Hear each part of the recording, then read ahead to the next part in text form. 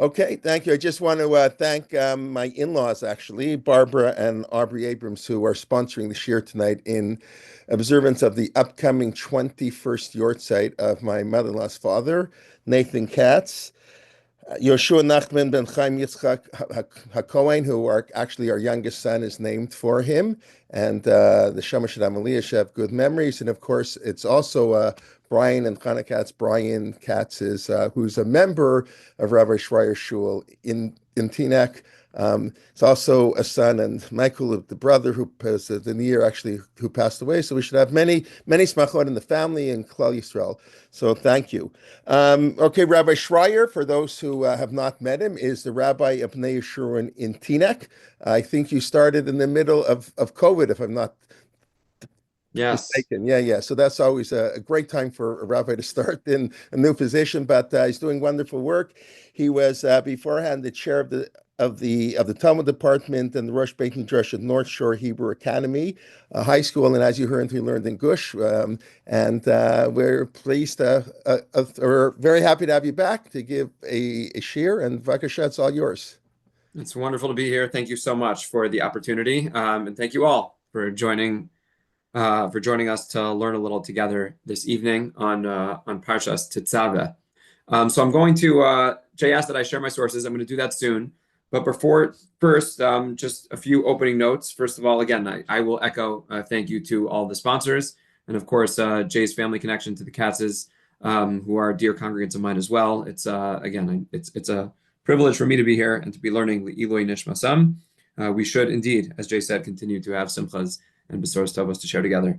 And then just on a purely schematic level, I think this is my second time being here at Torah in Motion. It's a great zchus to be back. But I will say at the very outset, from a pedagogical standpoint, I always like to have interaction. I'll be posing questions to you over the course of the evening. I know that's a little more challenging over the course when we're doing it via the medium of Zoom. Jay, do people have the ability to unmute if they? Okay. Absolutely. So I will share sources, but maybe every now and then we will just have an opportunity to move back to the screen where we can see each other, or at least hear each other and the like. And hopefully we will we'll learn together tonight to attain a better understanding of some of the central thematic elements of this week's Parsha. Of course, Parshat Tezaveh pertains primarily to the Big Day Kahuna. It is a Parsha that in which Hashem instructs Moshe on the crafting of the various Big Day Kahuna, the vestments and ornaments that were worn by the Kohanim in the Mishkan, the priestly uniform, if you will, that the Kohanim needed to wear. And in that regard, it could be a very technical Parsha. Truma, Tetzaveh, Vayakal, Pekudei. There is definitely significant technical detail in these parshios, and they can appear at face value to be rather tedious sometimes. They don't have the natural appeal of, let's say, a Shemos or some of the parshios in Bereshis that have riveting narrative and the like. But of course, all areas of Torah, every word of Torah is loaded with the infinite wisdom of Hashem Himself, and certainly there is much conceptual depth to the Big Day Kahuna in their individual components and in their collective totality. We could really have spent tonight giving a shir on any one of the priestly garments, the choshen, the tzitz, some of the less exciting and less famous or popular components of the Big Day Kahuna, the Methnasayim, the Kutones. Really, each one individually can be assessed on its own merits. And tonight, we are actually going to not focus on any one individually, but we're going to focus on all of them as a whole. What I want to do tonight is take a look at 3 halachic discussions of the Big Day Kahuna, all of them rooted in this week's Parsha, in Psukim in this week's Parsha. And by analyzing them together, I hope we will attain a better understanding of what not only the Big Day Kahuna are all about, but what the concept of Kohen is all about, what it means to be a Kohen, and I would argue what its ramifications are for us today in a world without Big Day Kahuna, and for all of us like myself who are simple Jews, not from the priestly tribe or the priestly caste. Those of us who are not from Shevet Levi have much to learn from this as well. So we're going to start with Psukim in this week's Parsha. I'm going to try to share my screen now. Give me just a moment. Here we go. And how are we doing on that? Sources are up? Yeah, fine. Yeah. Oh, okay, fantastic. We're going to start I want with... to make them slightly bigger. That might help. Bigger? Okay, so just zoom in here a little bit. Bigger. Yeah. How's that? Good. That's fine. That's very good. Excellent. Let us begin with source number 1. We have, in the beginning of this week's parsha, we have V'atat Tezaveh es b'nei Yisrael. That's the beginning of Parshat Tezaveh. First, we have a note on the Shemen Zayizach, the Ner Tamid that was in the Mishkan. But already in the third pasuk, the third paragraph, if you will, of source number 1, we have an introduction to the central topic of this week's parsha. Again, the priestly garments. V'atah hakrev elecha es Aharon achicha ve'es banav ito mitoch b'nei Yisrael l'chahano li. Bring Aaron, your brother. Hashem is, of course, speaking to Moshe. So bring your older brother Aaron forward. Bring his children as well, your nephews, from the Bnei Yisrael, l'chahano li, to make them into Kohanim. We'll talk about what those words mean more narrowly later in this year. But make them Kohanim, make them priests. Aaron, Nadav, Abihu, Elazar, Isamar, Bnei Aaron. Aaron, his sons, Nadav, Abihu, Elazar, and Isamar. Pasuk Beis, ve'asisa bigdei kodash la'Aaron achicha lechavod ulsiv ares. And immediately, the first thing Moshe Rabbeinu is instructed to do, after being told to confer priestly status on his brother and his nephews, is to make a priestly uniform for them. Bigdei kodesh, these sacred garments that will be worn by Aharon, lechavod ulsefares. Critical phrase, those last two words of the pasuk. For honor and splendor, we could translate it as a very important phrase that we're not really going to focus on this evening, but it is certainly noteworthy that the first thing, again, that Moshe Rabbeinu is commanded to do after being told to designate Aaron and his sons as priests is to create their uniform. And the Torah gives further detail in the following pasuk, the final line of source number 1. You, Moshe, go speak to all of the artisans, all of the craftsmen, everyone who is capable of engaging in the work of preparing these garments.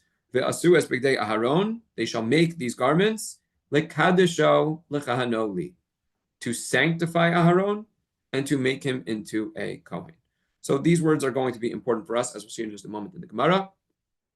But before we turn to the Torah Sheba'al Peh, let us look at one more set of psukim from this week's parsha. In Shemos Parak Chavtes, in source number 2, you will see V'lokachta es shemen hamishcha v'yotzakta al rosho u'mashachta oso.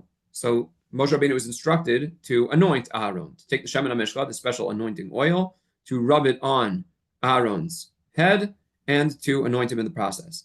Ve'espanov takriv, second line, v'hilbashtam kutonos, and bring his children forward. And once again, we have this emphasis on the clothing. Dress them in their tunics. V'chagarta osam avneit Aharon uvanav. Place them in, the avneit was a special sash that the Kohanim would wear. V'chavash talahem migbaos, make for them special hats that they would place upon their heads. And kahuna will be theirs as a law for perpetuity. So that is, again, another pasuk that juxtaposes the clothing to the Kohen status. You place all these clothes on them, and then they will be Kohanim as a chukas olam, again, as this perpetual law etched in stone. I will note parenthetically, it is very interesting that if you look at these psukim in source number 2, you will note that there is something missing from the Bigdei Kahuna. How many Bigdei Kahuna were there for the ordinary Kohen? There were 4 for the ordinary Kohen, 8 for the Kohen Gadol. If you read these psukim, so starting again, the second line of source number 2, so the tunic is mentioned, the sash is mentioned, Aaron vanav, their hats are mentioned. One thing is not mentioned, namely, probably the most basic part of the Bigdei Kahuna, the mechnasayim. The pants that the Kohanim would wear are not mentioned in these psukim, perhaps indicating that the mechnasayim have a different status than all the rest of the Bigdei Kahuna. Like I said, topic for a future year, a rich topic in its own right. But tonight we're going to focus on all of them in their totality. What I really want to focus on tonight is a Mishnah in Masechet Zvachim that appears in source number 3. Let's look at the Mishnah together, and then I will explain to you what we'll do next in terms of the Gemaras that comment on this Mishnah. The Mishnah in Masechet Zvachim, in the second parak, outlines various disqualifiers to temple service, and particular people who were disqualified from engaging in temple service. So the Mishnah begins with Kol HaZvachim. Zvachim were karbanos. It's a particular type of karban. Broadly speaking, the world of karbanos could be subdivided into 2 categories. There were Zvachim, which were animal karbanos, and Menachos, which were flour karbanos. But Kol HaZvachim, any animal karban, Shekiblu Daman, that had what's called Kabbalas Adam. Kabbalas Adam was one of the parts of the temple service. They would basically chef the animal. They would collect its blood afterwards. They would bring it to the Mizbeach. They would sprinkle it on the Mizbeach. But for simplicity's sake, we'll just say anyone who engaged in temple service that fit into the following categories. First, Zar, someone who is a non-Kohen. Onin, someone who Rahman al-Islam lost a close relative and is prohibited from engaging in temple service before the burial. Tvul Yom, Umechosor Kippurim. These are nuanced halakhic categories that we're not going to fully unpack right now, but we will just say people who do not have full ritual purity. They are defiled by some form of ritual impurity.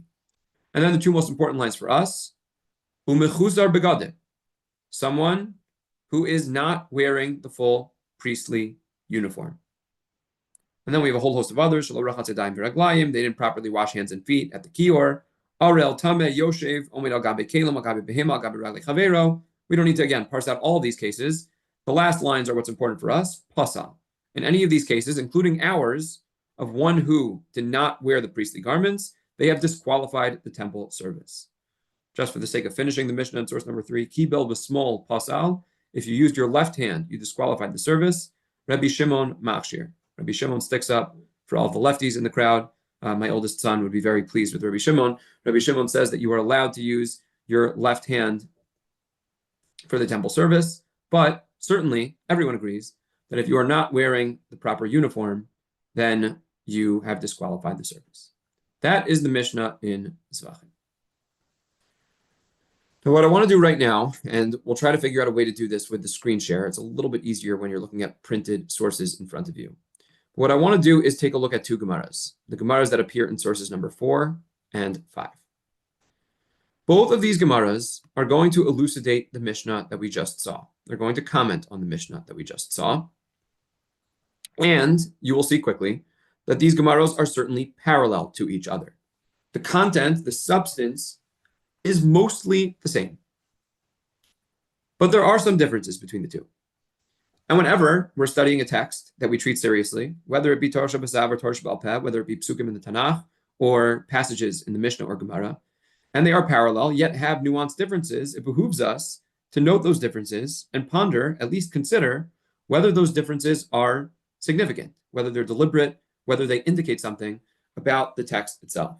The halakhic conclusion, I will forecast, is going to be the same in both cases. But perhaps the nuanced differences can indicate something about the conceptual underpinnings of these two Gemaras that could be quite significant for our broader understanding and analysis. In my mind, there are at least two significant differences between these two Gemaras. There could be more that I missed, but at least two that are significant. What we will do now is I will read sources 4 and 5. I'll translate them. And then for a moment, I'll put away the source sheet and I open up to all of you to identify what are the differences between these Gemaras that you would deem significant, noteworthy, worthy of contemplation and consideration. Let us start with number 4. This is a Gemara in Zvachim and Daf Yud Zayin Amud Beis Daf Yud Ches Amud Aleph. So again, we said that the Mishnah was on Zvachim Daf Tezaveh. We would expect the Gemara just a few pages later to comment on the Mishnah. And indeed, the Gemara does so. It says as follows. Choser begadim. That should say mechusar begadim. The mem was cut off there. But mechuzar begadim, the Mishnah said that if one is not wearing the proper priestly garments, they have disqualified the service. And the Gemara asks a question that the Gemara frequently asks. Minolan, the Gemara asks, how do we know that this is true? How do we know that someone who is not wearing the proper priestly garments disqualifies temple service? Amar Rabbi Avua, Amar Rabbi Yochanan. Rabbi Avua reported in the name of Rabbi Yochanan. Umadu b'mishmei Rabbi Elazar bar Rabbi Shimon. There are others who report this teaching in the name of Rabbi Elazar bar Rabbi Shimon. To Amar Kra, Pasuk tells us, V'chagarta osam avneit Aharon uvanav, v'chavashta lahem migbaos, v'hayisa lahem kuna lehukas olam. What does the Torah tells us? We know, because we just saw this in source number 2. Moshe is instructed to make a sash for Aaron and his children, to make special hats for them, part of the Big Day Kahuna. And once those clothing are made, then v'hayisa lahem kuna lehukas olam, then the priesthood is theirs for perpetuity. And the Gemara comments in a somewhat famous line, certainly a well-known line in the Gemara, first bold line of source number 4. Bizman shed bigdehem aleihem kuhunasam aleihem, ein bigdehem aleihem, ein kuhunasam aleihem. And a time when they are wearing their priestly garments, they are rendered Kohanim. If they are not wearing their priestly garments, they are not Kohanim. Ein kuhunasam aleim. Their kahuna is not upon them. The Gemara challenges this in the second paragraph of source number 4. V'hamehacha nafka, is that really the source? Mehasam nafka. I have an alternate source to offer you. What is the alternate source? Tesanya, we learned in a brisa. Minayin l'shtuya yayin she'im avad chilel, tamalor mar yayin v'shechar al teish, chulei lahavdil bein hakodesh bein hachol. So we have a brisa that first teaches me that somebody who is drunk while engaging temple service, they're intoxicated, they disqualify the temple service. The brisa continues, how do I know that someone who's not wearing the priestly garments, who did not wash their hands and feet, how do I know they're excluded? The word chukah appears in the context of mechusar begadim. It appears in the context of shtuya yayin. The two are connected. So that is the source that a mechusar begadim, one who's not wearing the priestly garments, disqualifies. In short, the Gemara now offers us an alternate source, aside from the one that we read in the pasuk. So why do we need both? The Gemara offers an answer in the final line of source number 4, which is also in bold. Just a bit of background before we jump into that line. If you will recall that one of the people listed on in the Mishnah in Zvachim is a Zar, someone who is a non-Kohen. That includes myself, and I assume many others who are with us today. Anyone who is a non-Kohen is not allowed to engage in the temple service. That being said, there were certain things that a Zar was disqualified from, and if he did it, it certainly wasn't a good thing, but the punishment was not overly severe. And there were other areas where a Zar's temple service would create a chiyuv misa. There was capital punishment for a Zar to engage. Now, again, the narrow differences we're not going to get into right now in terms of the details. When was it just prohibited? When was it prohibited with capital punishment? That's a longer discussion for another time. But that's a critical piece of background as we head into this final line, which says the following. Final line of source number 4.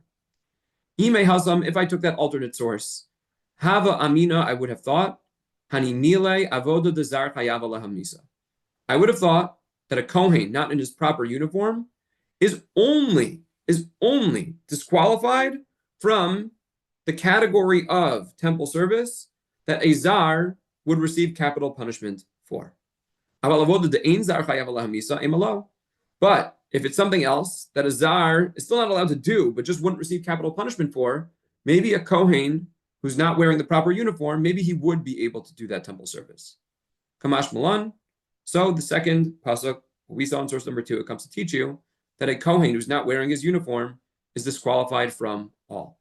He's disqualified from every component of temple service. That is the Gemara in Zvachim that appears in source number 4, Daf Yud Zayin Amud Beis Daf Yud Ches Amud Aleph. Brief recap. We have a pasuk from this week's parsha that tells us Bisman shebigdeyam aleim kuhunasam aleim ein bigdeyam aleim ein kuhunasam aleim, that when they are wearing their priestly garments, their kahuna is upon them. When they are not, their kahuna is not upon them. We had a potential alternate source that was quoted from the brisa, and the Gemara concluded that alternate source would have been limited in its scope. If I only had that alternate source, the Kohen who's not wearing his uniform would have only been limited from a very narrow subset of the temple service. Once I have the source in this week's parsha, he is excluded from all, and all temple service will be disqualified by him. That is the Gemara in Zvachim. Let us turn to source number 5. A very similar, parallel Gemara in Maseches Sanhedrin, Daf Pei Gimel Amud Beis. The Gemara begins with the same question. Umechusar begadim minalan. How do I know that a Kohen who's not wearing the proper uniform disqualifies the service? Amar Rabbi Abahu, Amar Rabbi Yochanan. Rabbi Abahu reported in the name of Rabbi Yochanan, Umatu Babish Beid Rabbi Elazar bar Rabbi Shimon. Others reported it in the name of Rabbi Elazar bar Rabbi Shimon, the same personalities as the Gemara in Zvachim. The Chagarta Osam Avneit quotes the same pasuk, that noting the juxtaposition between the Big Day Kahuna and Kohen status, and it repeats that line. Bisman shebigdeihem alehem kuhunasam alehem, second line of source number 5, when their clothes are on them, their kahuna, their priesthood is upon them.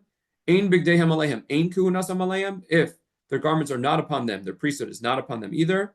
The havaluhu zarim, and they are zarim, they are non-kohanim. Amar mar zar sheshimesh b'misa, and it was reported that a zar who performs temple service receives capital punishment, as we discussed, at least in some narrow circumstances, not across the board, but there are instances in which he would receive capital punishment. And then the Gemara just goes on to ask about the other people listed in the Mishnah.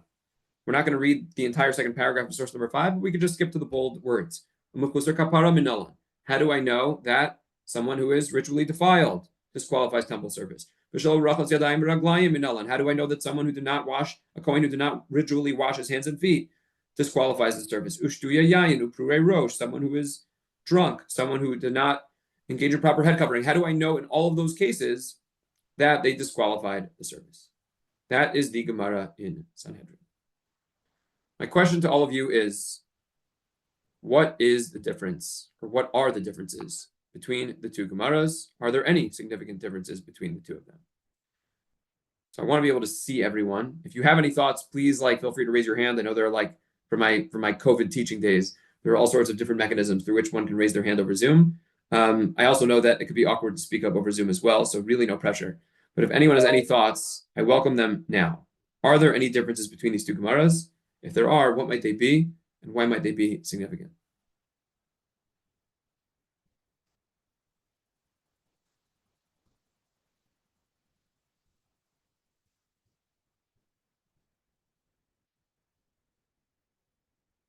I have no volunteers, so I'm going to jump right in a moment. But someone, yes, go ahead. The second one mentions, if he's had too much to drink or is, lightheaded in some way, as opposed to, those are also disqualifications, as opposed to the first Gemara only mentions the clothing.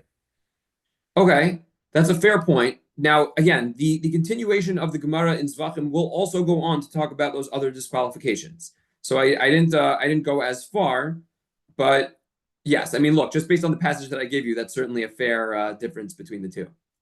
Any other differences between the two Gemaras?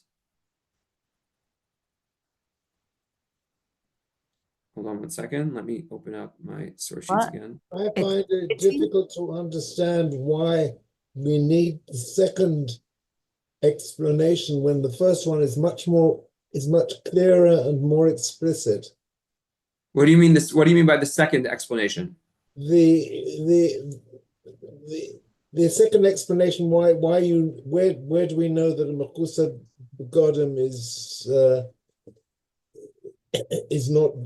not capable of serving doing the service? Right. So the Gemara said that if we only had one, we would think it's narrowly confined to a particular subset of the temple service. The first one is very clear and explicit by itself. Why do we need another one, which is less clear? It's a fair question. Again, we do have a Bryce. Again, I think the most basic answer is that we do have a Brysa. We do have a Tanaitic source that cites the Gzeira Shava. Presumably, again, both would be necessary in order to expand the full scope to the totality of the temple service. But I think there's a point that you're implicitly highlighting that to me is actually critical to our analysis of these two Gemaras. You still want to know what the difference is between I'm still looking for them. I'm still looking for it. Okay, so it's maybe I'm not hearing everything, but it seems that in the second one, he's defining a person. If you're not wearing your uniform, you are a czar. That's a definition, which is not fantastic. The other one. Okay, is that Ruth who's speaking? Yes. Ruth, thank you. Ruth picks up on a very subtle, but in my mind, very important nuance in the Gemara. I'm going to highlight the sources for a second just so you can see them. I referenced this famous line that appears in the Gemara. Bisman shebigdehem alehem kuhunasam alehem, ein bigdehem alehem ein kuhunasam alehem. When their clothes are on them, their kahuna is upon them, their priesthood is upon them. When their clothes are not on them, their priesthood is not upon them. That's the line in the Gemara Zvachim. Take a look at that same line in the Gemara Sanhedrin. Bisman shebigdehem alehem kuhunasam alehem, ein bigdehem ein kuhunasam alehem. And then the Gemara adds 3 simple words. Behavu luhu zarim. And they are non-Kohanim. Zar is the term for someone who is not from the descendants of Aaron HaKohen. And they are zarim. Now, you might say that that's just literary flourish. It's just adding a little bit to the Gemara. But if we're taking the text seriously, it is certainly noteworthy. One could have read the line of Bigdeim aleim kuhunasam aleim, ein bigdeim ein kuhunasam aleim, not as saying that they have a halachic status of a zar. It means that they're not fit for temple service when they are not wearing their bigdei kahuna. Those 3 words in the Gemara Sanhedrin add a serious measure of severity. to this statement in really almost stripping them of their Kohen status entirely, rendering them non-Kohanim when they are not wearing the begadim. To me, that is one very significant difference between the two Gemaras. Anyone want to venture a thought on what the second might be?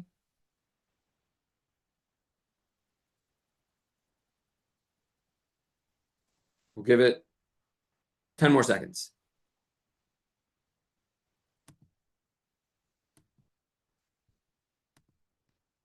What's the definition of czar over here? Zar is a non-Kohen.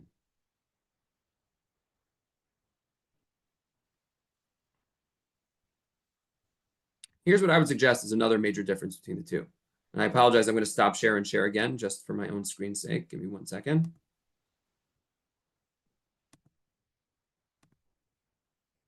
Another major difference between the two is the following. The whole question of the Gemara as to an alternate source only appears in the Gemara Zvachim. The Gemara Sanhedrin never really considers an alternate source. It's never bothered by it. It never ponders the alternate source. It was someone saying before, I think it was you, Gershon, is that correct?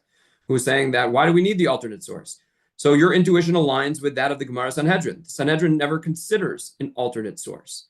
The Gemara in Zvachim also considers a Hava Amina. It considers the possibility that there would be some things that a Kohen can do in the Beis HaMikdash, even without the proper garments. Maybe there are certain things he's allowed to do. He's only excluded from a very narrow subset where a Zar, where a non-Kohen would receive capital punishment. That is never entertained by the Gemara in Sanhedrin. From the Gemara Sanhedrin standpoint, if a Kohen is not wearing his uniform, he is out, and he is out entirely. Now, I would humbly suggest that perhaps, while these two Gemaras agree on a single conclusion, they are suggesting two entirely different conceptual models for what the Big Day Kahuna do. The Gemara in Zvachim is saying that the Kohanim need to wear their uniform in order to be allowed to do avoda. Does it mean they aren't Kohanim if they aren't wearing those garments? No, they're still Kohanim. They're still children of Aaron HaKohen. They still have Kohen status. That's what we would intuitively assume. They simply are excluded from the temple service when they aren't wearing their uniform. And the Gemara Zvachim considers the possibility that because they are Kohanim that simply aren't wearing their uniform, maybe there would be certain things they'd be allowed to do in the temple. Maybe there are certain things they'd be allowed to do in the Mishkan and the Beis HaMikdash. Maybe it's only a very narrow subset of the Avoda that they are disqualified and excluded from. That's the Gemara in Zvachim. Comes the Gemara in Sanhedrin and makes a much more radical statement. The Gemara in Sanhedrin says, without the Big Day Kahuna, Kohanim are not Kohanim. They are Zarim. They have almost been excluded from the priestly caste, from the tribe of Kohanim, or the sub-tribe of Shevet Levi that we call Kohanim. When they're not wearing their begadim, they are excluded entirely. That's why the Gemara never considers the possibility that perhaps they can serve for some parts of the temple service. If they are not a Kohen, then they can't serve for anything. Havaluhu Zarim, and therefore they are excluded in totality. They can't do any part of the temple service. So we potentially have a machlokas between these Gemaras as to how central and core these Big Day Kahuna, these garments, are to the very identity and status of the Kohanim. One, a Gemara in Zvachim saying they're important, don't get me wrong, but they really have a narrow, confined role that serves as part of the Avodas Beis HaMikdash, or the Avodas HaMishkan. It's not really central to the very identity of a Kohen.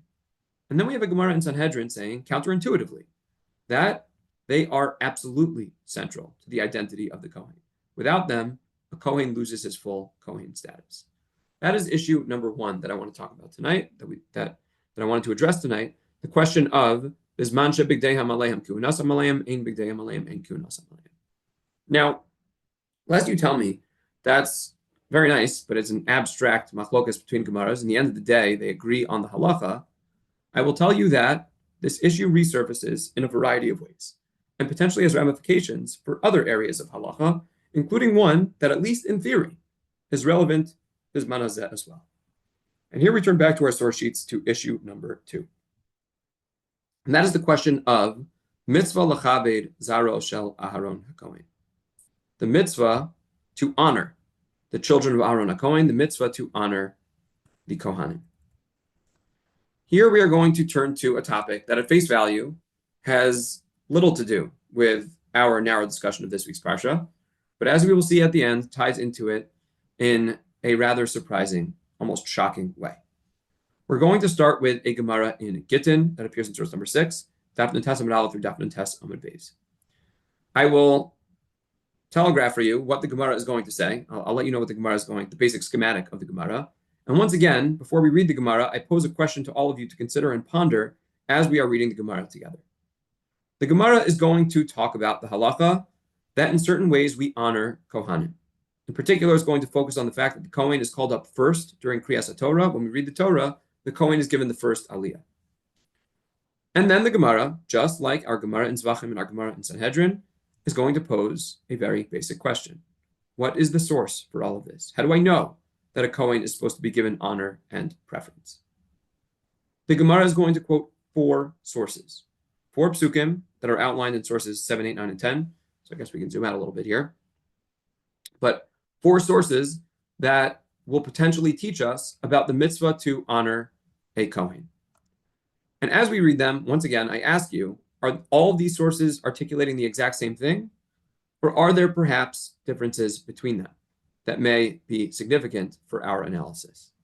In particular, I will say, to me, there are, once again, 2 major differences between the first 2 psukim, the psukim that you see here, 1 and 2, versus the last 2 psukim, the psukim that you see in 3 and 4.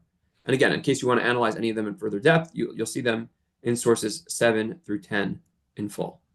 I ask you, what is the difference between sources 1 and 2 on the one hand, sources 3 and 4 on the other, and why might those differences be significant?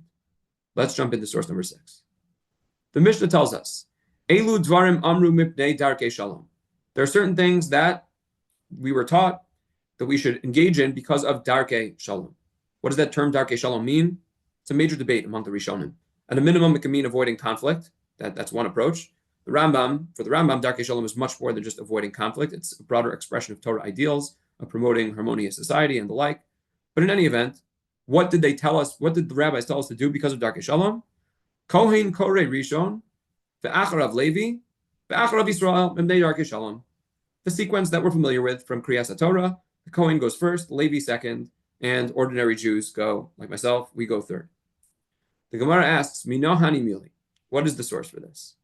And let's delve into the 4 sources. Source number 1. Amar Rav Masna says the Amar Kra. We have a pasuk that tells us in Devarim Parak Lamed Aleph, Vayichtov Moshe ez haTorah hazos. Moshe wrote this Torah, Vayitana el haKohanim b'nei Levi. And he gave the Torah to the Kohanim who were from Shevet Levi. Gemara asks, Atu anolo yadana de Kohanim b'nei Levi ninhu? I didn't know that the Kohanim were from Shevet Levi. I forgot my basic Jewish history. I forgot that Aaron hailed from the Levite tribe. So why does the Torah need to explicate that? Why does it need to tell me? The Gemara darshans Ela Kohen Bereishav Hadar Levi. It puts them in that sequence to tell you Kohanim first and Bnei Levi second. That's the first source. The second source quotes a different verse, but structurally is directly parallel to the first source. Number 2. Rabbi Yitzchak Nafka Amar Mehacha. Rabbi Yitzchak Nafka says, I'll give you a different pasuk. Nigeshu HaKohanim b'nei Levi. The Kohanim, the children of Levi, should approach. This is in the context of Egla Arufa. Kohanim b'nei Levi approach. And the Gemara asks, Atu anan lo yadina de Kohanim b'nei Levi ninu? Once again, why does the Torah need to explicate and tell me that the Kohanim are from the tribe of Levi? Ela Kohen Bereisha of Hadar Levi, same exact drasha. Kohen first, Levi second. Source 6, bullet number 3, third source. Rav Ashi Amar Mehacha. Rav Ashi says, I'll offer you an alternate source. B'nei Amram Aharon Moshe. This is a pasuk, interestingly, not from Torah, but from Ksuvim, from Divrei Hayamim. The children of Amram, were Aharon and Moshe. Vayibodel Aharon lahakdisho kodesh kodashim, and Aharon was separated to be sanctified as holy of the holies, because he is kodesh hakodashim, because he is separated, he goes first. And finally, source number 4, Rabbi Chia bar Abba Amar Mehacha. V'kidashto l'chol davar shebikdusha. You shall sanctify him. That's a pasuk in Vayikra Parach Aleph. L'chol davar shebikdusha, for all matters of sanctity. Kriyas HaTorah is what's called in halacha a davar shebikdusha. That's why it requires a minyan. Tana devei Rabbi Yishmael v'kidashto l'chol davar shebikdusha leftoach rishon levarer rishon v'lito mana yafet rishon. So in short, again, that teaches us that the Kohanim receive priority. They are the ones that go first. So once again, I open to the crowd. Are there any differences between the sources that appear in 1 and 2 and 3 and 4, alternately sources 7 and 8 versus 9 and 10. I think there are several potentially significant differences between them. But again, I pose it to all of you. Is there anything that strikes you regarding the potential discrepancies between these two? Can we learn that there is a mitzvah to be mechabed the Levi from one of the sources and not from the other? Which one would you say has a mitzvah to be mechabed the Levi? I don't know whether there is. I'm asking you, is there a mitzvah? Is there a mitzvah to be mechabed a Levi? So the question, that is a very fascinating question in halacha. There is no mitzvah to be mechabed a Levi. The status of Levi differs from kahuna in that regard. So much so that there is a question. Let's say you have a scenario where there is no Kohen present in a minyan. So who do you call up for the first aliyah?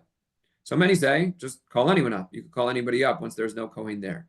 But there's one shita, the Rambam seems to prefer that in that scenario, you counterintuitively call up a Yisrael rather than a Levi for the first aliyah, so as not to confuse Levi status with Kohen status, to create a firm distinction between the two.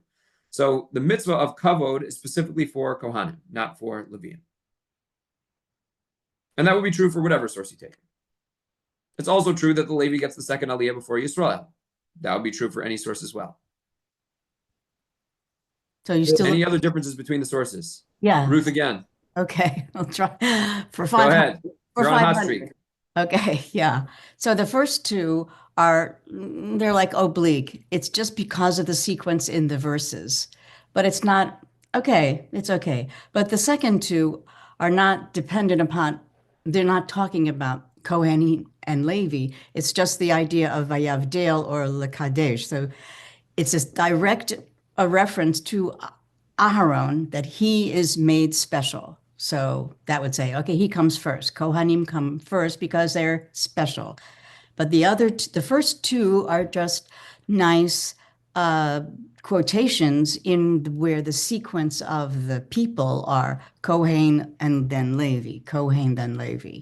Okay, so you're focusing more on the sequence point, and I hear your point. It's certainly true. Both of the first two have a reference to B'nai Levi, which the latter two do not.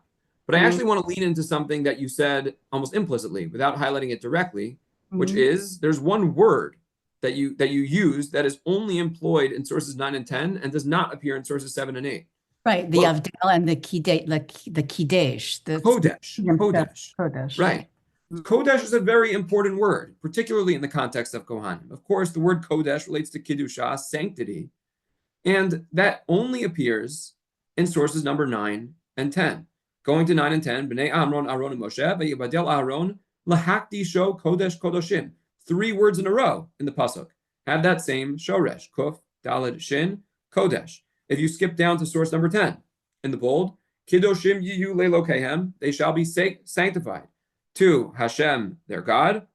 And if you skip just to the end of the pasuk, once again in bold, V'hayu kodesh, they will be sacred. We will see that the Medrash offers those 2 words as a source for the mitzvah to honor Kohanim.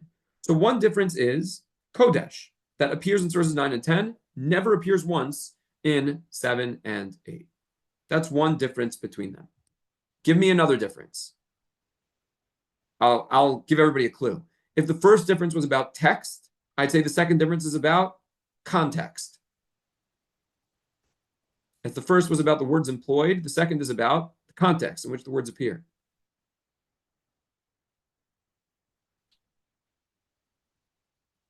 Anyone want to venture a guess? The context of bringing something, a korban, or bringing something in the Mishkan. Okay, appears in which ones? In which sources? In 9 and 10.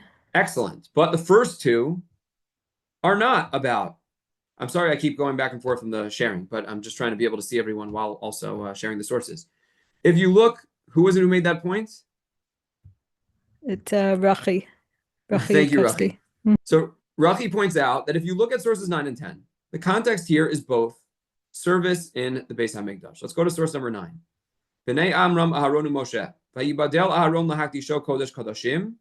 Hu vanav ad olam. And then what comes next? Here are the key words for us. Lehaktir lefnei Hashem l'sharasel. What is lehaktir? Lehaktir is to perhaps bring the ketores, or perhaps just burn things on the mizbeach. It is definitely a reference to service in the Mishkan, service in the Beis HaMikdash. That word l'sharaso seems to imply that as well. Source number 10, Kedoshim yiyu le'elokehem, they shall be sanctified to Hashem their God. V'lo yichalalu shem elokehem, they shall not defile the name of Hashem their God. And then, Ki es ishei Hashem lechem elokehem heim makrivim, because they are going to be the ones who bring the karbonos. What is lechem elokehem? Hashem doesn't have bread, doesn't have food. Of course, it's a metaphoric reference to the karbonos. In sources 9 and 10, the context in which the Kohanim are sanctified and honored is in the context of bringing the temple, engaging in the temple service. Sources 7 and 8 are entirely different. Source number 7 is about the Beris Hashem. It's about the mitzvah of Hakel, Bevo Chol Yisrael Le'Ra'os Pnei Hashem Elokecha B'Makom She'Yivchar. It's about the Kohanim as teachers of Torah. We know that Kohanim were supposed to be teachers of Torah. The Torah tells us that Kohanim were teachers of Torah. That's what Devarim Parak Lamed Aleph is about. Not about temple service, but about teaching Torah. Devarim Parak Chaf Aleph is about Egla Arufa. Egla Arufa is a case where a corpse is found. They can't find the murderer. There's this whole pseudo-ritual, pseudo-carbon, a ritual where the Ziknei Ha'ir, the elders of the city, engage in this confession. They say, we were not responsible for his death. And the Kohanim are the ones who oversee this whole process. Nothing, once again, to do with service in the Mishkan. So we have a difference between the first two psukim and the latter two psukim in terms of what is the source for the mitzvah to honor a Kohen. Why must we honor a Kohen? Why must you recognize that? The latter two sources imply that honoring a Kohen is linked to their capacity as those who serve in the Mishkan and the Beis HaMikdash. The first two sources imply that it's simply a function of them being Kohanim. They are part of the priestly caste. They are sons of Aaron HaKohen, and as a result, honor is due to them. And we find that there can potentially be halachic ramifications to this question. First, I'll note that if you look at the Rambam, in source number 11, the Rambam makes a clear selection of which sources he views as the critical ones. Source number 11, we'll just read the bold lines here. Mitzvah Lamed Beis, this is the Rambam in his Sefer HaMitzvos. We know that there are 613 mitzvos, but if you would just open a Gemara in Maseches Brachos and read from the first daf in Brachos to the last daf in Nida, you would discover thousands and thousands of halachic obligations and potential mitzvos. So figuring out how to properly categorize the 613 mitzvos, figuring out what qualifies as a member of the 613 and what does not, is a whole literature, a section of Torah discourse that we call Minyan HaMitzvos. And probably the most influential Sefer HaMitzvos in history is that of the Rambam. It had a heavy impact on the Sefer HaChinuch later. But the Rambam in his Sefer HaMitzvos counts the 32nd mitzvahs aseh, the 32nd positive command. What is it? It is the mitzvah to honor Kohanim. And then the Rambam says, bold, why must we honor Kohanim? The Rambam says the reason why we must honor the Kohanim is because Hashem selected them to engage in temple service and to bring karbanos. The Rambam immediately links the mitzvah of honoring Kohanim to their temple service in the Mishkan and later the Mikdash. And unsurprisingly, when the Rambam quotes sources, which sources does he quote? The Gemara in Gittin provided 4 sources. Rambam only quotes 2. He quotes the sources from source 9 and 10, the sources that focus on the term Kedusha, as we pointed out, and also focus on their temple service rather than their broader status as Kohanim in other areas of Torah life.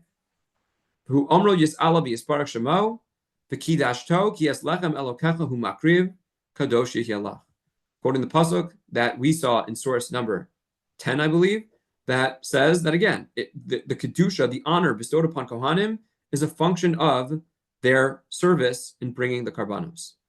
V'loshon sifra gamkein v'kidashto al karcho. The Medrash quotes another source that has that same word, v'kidashto, kodesh. Al karcho, that's also in the context of karbanos. V'chein amru kidushim yiyu le'elokehem al karcham. Once again, a source that talks about their service, their temple service as well.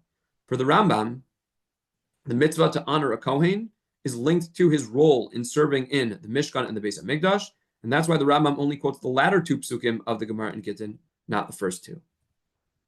What are potential halachic ramifications of this? So let's take a look at a machlokes achronim that appears in source number 12 and 13. And then we'll see an astonishing opinion in source 14, which will bring us back to our starting point of Parshat Tezaveh. The Magen Avraham in source number 12 says, "V'li nireh, the mitzvahs aseh de v'kidashto, lo ne'emar al kohen katan." Is there a mitzvah to honor a kohen who is not yet 13 years old? He's a child. And is there a mitzvah to recognize him, to honor him? Someone recently told me a story that he is a kohen. He said he grew up in Far Rockaway, together with my grandparents lived in Far Rockaway for many, many years. And he distinctly remembers an honored member of the community with smicha, a rabbi, a scholar, who at one point they were lining up to wash shalosh shudas, and this person deferred to this young kid. He said he wasn't even bar mitzvah yet. He said, "Oh, you please wash first because you're a kohen, and I want to give you the kavod of washing first." So it was certainly a noble and humble gesture on part of this noted scholar in the community. But was he obligated to do so? Magen Avraham would say he was not obligated to do so. You don't need to honor a kohen who has not yet reached the age of bar mitzvah. What's the reason for it? Says the Magen Avraham, mitzvah to honor a kohen is linked, he learns like the Rambam, that the mitzvah is linked to his capacity to serve in the Mishkan and the Beis HaMikdash. If he cannot yet serve in the Mishkan or Mikdash, then there is no mitzvah to honor him. The Minchas Chinuch disagrees. If you look in the bold at the end of source number 13, the Minchas Chinuch says no. It's not linked to his temple service. And if he is a katan, you still need to honor him because he is still from the priestly caste. He's still a descendant of Aaron HaKohen. You need to recognize him as well. So we have a machlokas achronim about how much honoring a kohen is linked to his capacity to serve in the Mishkan. If you have a kohen who is not able to serve in the Mishkan, like a kohen who is less than 13, do you have to honor him or do you not? And this brings us to a remarkable shita of Rabbeinu Tam that is quoted by the Mordechai in source number 14. Says Rabbeinu Tam as follows. We'll start from the word Maisa. Maisa b'kohen sheyotzak mayim al yedei Rabbeinu Tam. There was a story of a kohen who was serving Rabbeinu Tam. Perhaps he, let's say he washed his hands for Rabbeinu Tam. V'hiksha lo talmid. And one of Rabbeinu Tam's students asked him, Hashaninu b'Yerushalmi hamishtamish b'kahuna ma'al. Did we not learn in the Yerushalmi that you are not supposed to derive benefit from a kohen? A kohen is not supposed to be your domestic servant. He's not supposed to serve you. You are supposed to honor the kohen, not the other way around. What did Rabbeinu Tam answer? Bold of source number 14. V'heshiv lo, ein bahem kedusha bizman hazeh.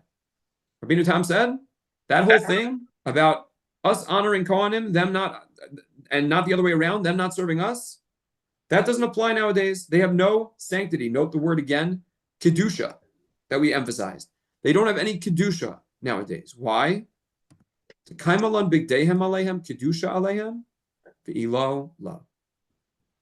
Because why do we not have to honor a kohen now, or why are we not prohibited at least from deriving honor from kohanim, service from kohanim? Because we no longer have the priestly garments. They don't have those big day kahuna described in Parshat Tezaveh. And says Rabbeinu Tam, bigdehem alehem kedusha alehem, ein bigdehem alehem, ein kedusha alehem. The Rabbeinu Tam changes one word in the original Gemara. The original Gemara was bizban shebigdehem alehem kehunasam alehem. The Rabbeinu Tam says bizban shebigdehem alehem kedusha alehem, ein bigdehem alehem, ein kedusha alehem. Rabbeinu Tam says because they don't have big day kahuna nowadays, their entire kedusha is lacking. I see there's one question. I'll get to it in just a moment. The hiksha im kain kol mine kedusha lo li'avad lahu. So the Talmud asked, if that's the case, then why do we give the kohen the first aliyah? Why do we tell them to bench? We shouldn't give them any special stature or status. And the Mordechai says, perhaps this is the most shocking part, V'shasik Rabbeinu Tam. Rabbeinu Tam did not have an answer to this question. Rabbeinu Tam usually did have answers to sophisticated and complex questions. Rabbeinu Tam was a towering Torah figure, even in his time, even among other great Torah figures. Rabbeinu Tam was again perhaps the most influential figure of the Balei HaTosfos, really just again a towering Torah genius. But to this, Rabbeinu Tam did not have an answer. And the Mordechai goes on to quote Rabbeinu Peter, another one of the Balei HaTosfos who did offer an answer, but the basic principle is there nonetheless. According to Rabbeinu Tam, you are allowed to derive benefit from kohanim nowadays because they don't have the big day kahuna, because they don't have the priestly garments. So if we go back to our original question, how central are the big day kahuna to the very identity of kohanim? And we said that perhaps that's a machlokas between the Gemara Sanhedrin and the Gemara Zvachim. Here we would say that for Rabbeinu Tam at least, it is rather central to their very identity as Kohanim. So much so that if they don't have those garments, they are not even recognized as Kohanim regarding other halachos outside of the Mishkan as well. Okay, question. Hi, Rabbi Gershon speaking. Hi, Gershon. We established earlier that in some cases the Kohanim were looked up to because of their avodah in Beit HaMikdash. In other cases because of Limud Torah. But there also seems to be a third channel, which is just their heredity, regardless of their accomplishments or duties. Because I saw the Magen Avraham said that somebody less than 13 is not involved in the Avodah Beit HaMikdash, so we don't honor him. And the Mincha Chinuch said we do honor him, even if he's a katan, a cheresh, etc.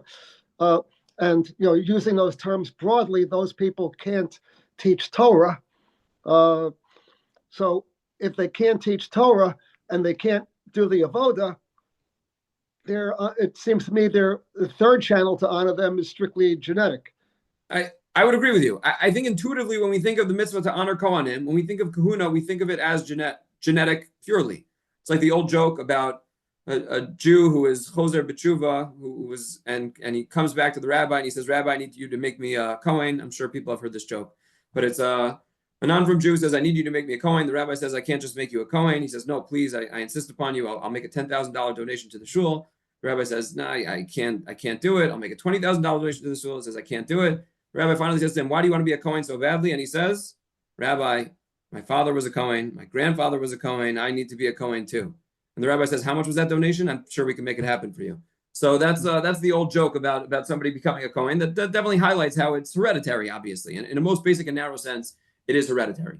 But conceptually speaking, for the Magen Avraham at least, and I would suggest that to a certain degree for the Rambam, and certainly for Rabbeinu Tam, it seems like that Kohen status is not purely hereditary.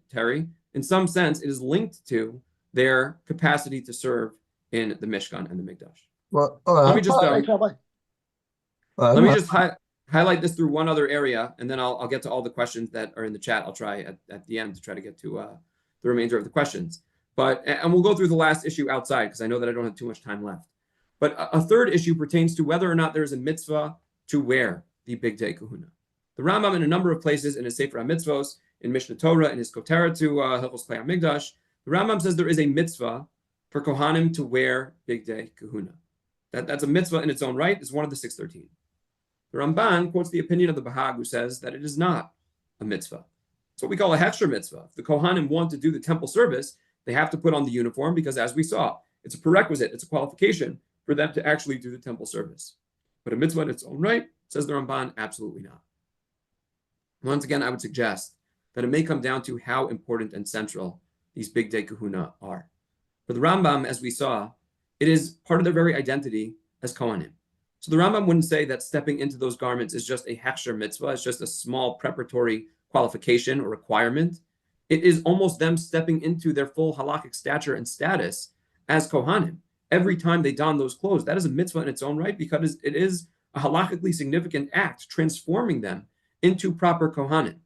Whereas for the Ramban, or at least for the Bahag, the Ramban's defense of the Bahag, it's not making them Kohanim. They are Kohanim by virtue of their ancestry and lineage. Perhaps it's needed to perform the avoda. It is, again, a hechsher mitzvah, a preparatory phase, but it's hardly the central component of their priestly identity.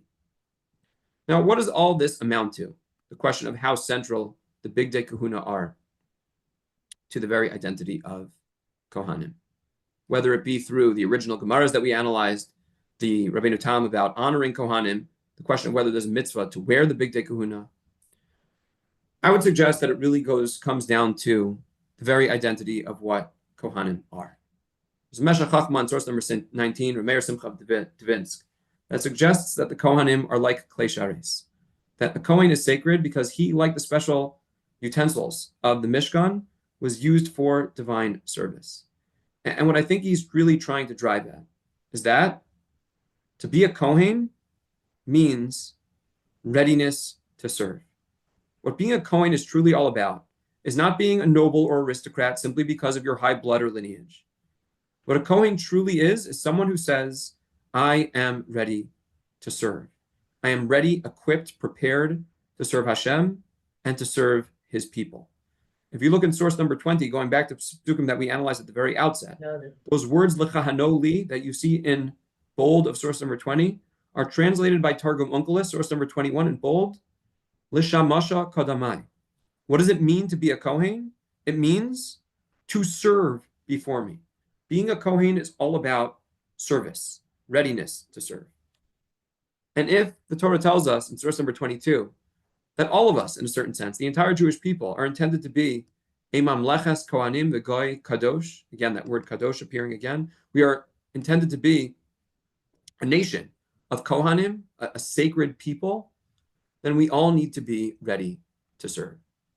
To me, the lesson of the Big Day Kahuna is that sanctity doesn't just come from happenstance, from lucky parentage, or just a distinguished line of genealogy. Sacredness comes from readiness to serve, again, Hashem and the Jewish people. And that is a lesson for everyone as part of a Mamlechas Kohanim, B'Goy Kadosh. We need to be ready to serve. A lot of times, we're very good at pointing out problems, but we're not necessarily as invested in serving to create solutions. A story that I told recently, and I am changing details of this story because I don't want it tracing back to the person who originally asked this question. But I was called by someone who said it was very urgent that they speak to me. They said that it's urgent that they speak to me about different communal issues. They wanted to talk about the rising anti-Semitism. For those of us who have been following events in Teaneck, we've been dealing with a lot over the course of the last year and a half. And it's very important. There are all these problems. They were making all these suggestions, what should be done, et cetera, et cetera. And I said to them, look, I very much agree with you. I hear where you're coming from. These problems are very significant. They're very important to me. I've been at the forefront of trying to combat anti-Semitism here and to stand up for the Jewish people. And I really take what you're saying to heart. There's more that we can be doing. There's more that we should be doing. But I said, in light of that, I want to activate you. I said, this is clearly something that you're passionate about, something that you feel is important. I want you to join us. There are a lot of organizations of people that are working to address these things, to politically mobilize, to activate, to combat the anti-Semitism that we're facing in a whole host of variety of ways. I want you to be involved. And the response was, oh, Rabbi, I would love to. But, and again, I am deliberately changing details here, but I just bought a new summer home and I need to renovate it. And I need to go to closing and we need to finish up with the lawyers. And there's just like so much work to do. We're putting in a pool. There's really a lot of work for us to do on this new location. I really just don't have time to be involved. But I'm glad to hear that you're internalizing what I'm saying and that you're working on it. And look, I didn't call the person out in that conversation. I said, okay, very good, thank you. But to me, it was just such a disconnect between the capability of identifying the problem. And they are real problems that the person identified. They did a good job in identifying very dramatic problems that our community faces. And a mentality that someone else can, must, should deal with it. And I'm guilty of that too sometimes, plenty of times. There are plenty of communal issues where we say, oh, if only someone would do something about X, if only someone would do something about Y. But being a Mamleches Kohanim means I am ready to serve. I'm not just going to identify problems and outsource them to others, assume that other people will deal with them. I am going to roll up my sleeves and I will serve the Jewish people. And we've seen that in so many ways, in heroic ways over the course of the last year and a half, certainly in beyond heroic ways from our brethren overseas. And we've seen it in so many heroic ways within our own communities as well. But I would suggest that part of the charge of Parshat Tezaveh is urging all of us, whether we are wearing Big Day Kahuna or not, whether we are living in a time of temple service or not living in a time of temple service, whether we are Kohanim, Leviim, or Yisraelim, or anything else for that matter. We should all be ready, l'shamasha, l'chahano li, to serve, because that is the essence of what it means to be a Kohen, and in a broader sense of what it means to be a Jew as well. So I will leave you with that. I see some questions in the chat. Jay, should I address the questions that are posed here? Sure, absolutely. Okay. How far do we take the Zar idea from Sanhedrin? Does that mean a Kohen could theoretically be nitma as long as he's not wearing the clothing? It still seems like mostly a flourish. Fair question that Stephen asks. So what Stephen's pointing out is, would we ever say that if a Kohen's not wearing his priestly garments, then he could walk into a cemetery, that the prohibitions wouldn't apply? Certainly, we would not take it that far. So it is a fair point. We would definitely not take it, or Stephen is effectively posing a reductio ad absurdum, saying that we wouldn't take it to the nth degree. That's undoubtedly true. But what I hope you saw from Rabbeinu Tam that we presented later in this year is that it is more than just flourish. It's not just a statement about avoda. it's true enough that Rabbeinu Tam is willing to expand it into other ramifications of Kohen status as well. Now, again, would Rabbeinu Tam ever say that it would apply to the prohibitions of a Kohen, that he'd be allowed to marry a divorcee or walk into a cemetery? Presumably not. But Rabbeinu Tam is definitely expanding the line, taking it seriously, and at least considering that it would apply to other ramifications of Kohen status. Eli asks, so Rabbeinu Tam is not focusing on heredity, but rather on their historic identity. I'd say yes, or I'd slightly reframe. The way I put it was, Rabbeinu Tam is focused on their readiness to serve. When they are ready to serve, they are Kohanim. When they are not, they still have illustrious ancestry, they have great yichus, but it is not a full kahuna status. But why is there so much emphasis on what they're wearing? So again, I would say it's not so much about the clothes per se, Eli. It's about the fact that the clothes are needed to serve in the Mishkan. It's about their fitness to serve. Right. When they are fit. Okay. Yeah. Okay. What do you think about the Meshech Chochma's identification of the Kohanim as Klei Kodesh?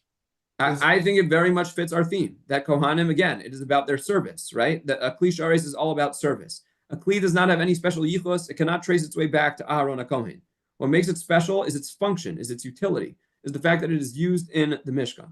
I would suggest that the Meshech Chochma's parallel between Kohanim and Kli Shares further emphasizes that notion that it is about their readiness to serve, that sanctifies them, that makes them into Kohanim, that bestows their Kedusha. I think that's exquisite. Thank you, Gershon. I appreciate it. Also, Stephen, again, also possible Rabbeinu Tam was saying it was a time/temple thing, not a clothes thing. Presumably, he would have said that they had Kedusha even in the time of Beis HaMikdash when they weren't wearing the clothes. Like, as long as they could be wearing it, then they still have Kedusha is the intimation, not the actual wearing. I agree with that entirely. I think that is entirely true. Rabbeinu Tam is not saying that the mitzvah was, I think, Rabbeinu Tam was not saying that the mitzvah is only in the times when they happen to be wearing it. They had to have the capacity to do so. Now, in theory, it is possible that Rabbeinu Tam was really confining those halachos to when they were wearing the Big Day Kahuna. It is possible just from a reading of the Mordechai, but I would tend to agree with Stephen's read that it just needs to be possible for them to do so. But once again, I think it is exactly that point. It's not when they are actually serving or doing the avoda that they have Kohen status. It is their capacity, their readiness to do so. So where do you draw the line there? You know, if they're at a distance where they can't get those clothes on very quickly, would you say you don't need to honor them? Presumably not. Again, it's another reductio that I think is a worthy point. But as they sometimes say, one man's reductio ad absurdum is another's enachinami. I would say enachinami. I would say that yes, it is a fair point to raise. The point is well taken. But as long as they have the capacity to put on the clothes and they have the readiness and capacity to serve, then they have Kohen status and the sanctity that comes with it. And the Meshech Chochma, by the way, could respond to Rabbeinu Tam and say, you could have the readiness even if the Beis HaMikdash isn't around or they can't put on the clothing. Like readiness, in other words, to put on the clothing is not the same as, right? Right, adopting the same principle, but just not drawing the line in the same place. I think that's certainly possible. Or to put it in other terms, Stephen, let me put it this way. You can agree with the Magen Avraham and disagree with Rabbeinu Tam. You follow what I'm saying? In other words, Yep. Okay, yeah, right, yeah. Exactly. Okay. Thank you. Yes, perfect. Thank you. Thank you. Didn't realize they were both reductio ad absurdums, but I guess they are. Only the first one. Both were well put and well said, and both points were well taken. Thank you, Rabbi. I think the Meshech Chochma was a Kohen, correct? Am I? Is that true? I didn't even. He was actually, check. Rabbi Kelman, he was Meir Simcha Cohen, which actually is my name. Meir Simcha Cohen. That's Vince. Yeah. Right. That's there you go. Okay, so perfect. So he might have been Nogea B'Davar. It was a statement about himself, right? Exactly. Yeah.